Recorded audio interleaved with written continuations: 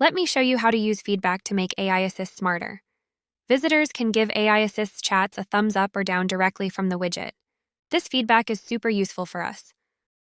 All we need to do is head over to our inbox and select Chat. Next, let's add a filter where Agent is Apollo. This brings up all of Apollo's convos. Then, we can filter by rating. Let's look at the negative ones. Now, we just click through these chats to see where AI Assist needs a knowledge boost. Once you already identified AI Assist's lack of knowledge, you can choose FAQs, plain text, document upload, shortcuts, knowledge base, or website URL to train Apollo and let it know how to respond to this kind of question. In this case, let's use the plain text data source.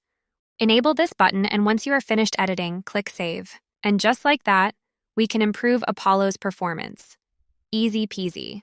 For further instructions on how to use this function, please visit our community center or schedule a call with an AI Assist specialist by clicking the link in the description.